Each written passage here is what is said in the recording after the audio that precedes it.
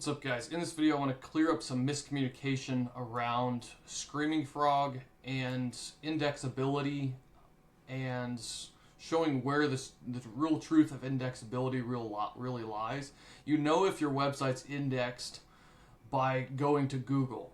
There's other tools that will claim to say, okay, your site's not indexable or your sitemap's not accessible. Really, you have to go to Google to find out. And what sometimes happens is that Google doesn't clarify that to even its own services, such as Google Search Console.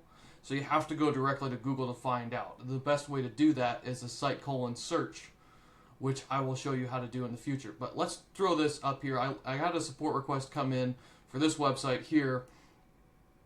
So what we've got here is indexable, and so sometimes this will say non-indexable, even though it's a code 200 on the website. That's where Screaming Frog is messing up because it's an operable page. Now, for clarity, this is an HTML page. You want to see text HTML. Anything after that doesn't really make too big of a difference here. So you want to see text HTML, and then you're going to see code 200, and then you know that your page is working, and then it is indexable, unless you have gone into your site and purposely put in robot.txt file that's saying, hey, Google, do not crawl this. So that's the difference here. Now, so my point is, don't look at Screaming Frog and to rely on indexability. Do this instead. Go over to Google and search site : and then your domain. Just the domain itself. Don't put www ahead of it. Just put the domain itself. Now notice here we have 12 different pages that are showing up here. We have 12. Now if we come back over to Screaming Frog, notice how the total of pages that we have indexed here. Or sorry, crawled. 12. So all of the pages on this website are in Google and are being worked upon by Google. Now some people are saying that that their website isn't appearing and it isn't ranking as well. Well, if it's a new website, typically you're going to see anywhere between a 2-week to a 4-week period where Google is trying to figure out where to put the site in their algorithm. You're going to see it really rank really well for maybe for the first week and a half, and then it may disappear for a week and a half, and then it comes back. So that's the typical process, what we call the Google Sandbox in the SEO industry, where your website goes up and goes down and then goes back up and stabilizes, because Google is processing all that data and saying, okay, where should I really rank this? It's comparing it, it's putting it one place, getting some clicks, putting it in another place, getting some clicks, saying, okay, how valuable is this site in relationship to other sites? How well does it fit those different queries that people are putting out, like pest control McLean, right? Termite control McLean. Is it providing the value? Are people who are visitors who are searching those searches, are they staying on that page longer than they are other sites that are trying to rank for the same queries? So it's processing all that data. So another thing for indexability, if you let's just say we searched for site : put a pest control McLean and put that in here and said, okay, we're not getting anything here, that would indicate that your site pages are not indexed. In that case, then I plug it into Ahrefs and say, okay, let's make sure. Typically in those instances, I see people have no backlinks.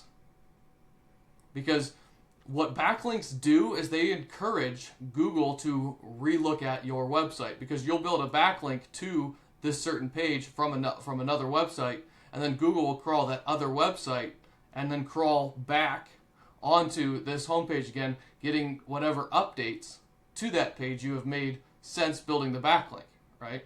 And so then they'll see the new update to that page, and then they'll be re-ranking that page because, oh, Google likes fresh content. Google likes valuable content. Valuable framed as EEAT, as commonly known in the SEO industry, right? Search SEO EEAT and you can get all sorts of articles explaining the concept, and you'll get the basic idea. It's expertise, experience, authority, and then there's the T. Not off the top of my head, I don't have it. But that's where are you declaring those attributes on your website that you are the authority in the particular pest control industry in this particular location, i.e. McLean. So I hope that clarifies a little bit more of how the process of getting a site started in Google typically works. Again, for review, first once you publish a site, it gets ranked initially, and then Google will start testing it in a variety of different areas, typically over the course of 2 to 4 weeks, and then it will tend to stabilize after that period of time. So on that point, then you're looking at, I would encourage you to set up some kind of monitoring system in your business of, okay, where is my site ranking this week? And just check it once a week, because it's going to flux a little bit between the week to week, but you're going to see more and more consistency. Because then you're going to be able to say, okay, well, if my site is if moves from page 1 to page 2, it goes back in rankings, you're going to be able to say, okay, well, in that case, then I'm going to go back and redo a little bit of due diligence, saying, okay, what are the sites that are ranking on page 1 doing? What do their page descriptions look like? Typically, that's the update that needs to happen. If you were formerly on page 1 and then you have then you go down to page 2. But typically, when you see that reverse in rankings, you'll make a few updates and then you'll see that ranking improve again. But you need to figure out and lay out a process and a few tasks to make sure those updates are happening as soon as you see that your ranking for those sites has decreased. Right? You have to monitor this stuff and keep an eye on this stuff a little bit. You know, we're installing for SitePanda websites. We're working on how to get this hooked up to an Ahrefs now, but we're working on installing a rank tracker where every month you're gonna be able to put in 3 keywords and it'll track those keywords every month and say, okay, where are you? And then we're going to be able to put alerts on those saying, hey, this has moved down, right? Or this has moved up or whatever.